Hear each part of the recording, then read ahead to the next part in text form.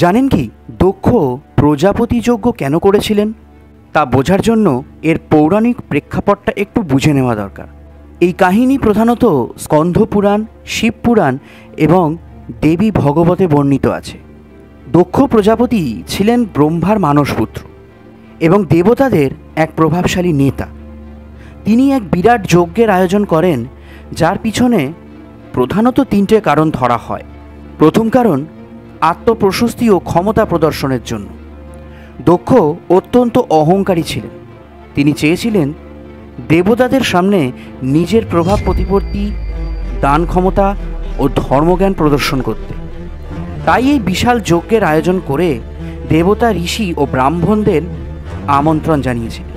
2 নম্বর কারণ হিসাবে ধরা হয় তিনি শিবকে অপমান করার উদ্দেশ্যেই এই যজ্ঞটি করেছিলেন। দক্ষের কন্যা সতী মহাদেব শিবকে বিবাহ করেছিলেন, যা দক্ষ মেনে নিতে পারেননি। তিনি শিবকে তার জামাতা হিসাবে কখনোই মেনে নিতে পারেননি, কারণ শিব অঘরী, চর্ম পরিধান করে থাকেন এবং শ্মশানে বসবাস করেন বলে, এবং সামাজিক নিয়মও মানেন না।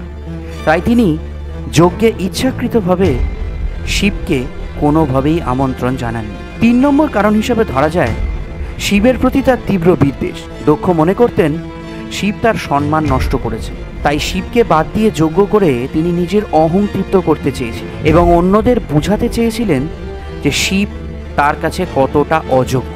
জানেন কি এর ফলাফল কি হয়েছিল? এর ফলাফল যেটা হয়েছিল সেটা প্রায় আপনাদের সকলেরই জানা।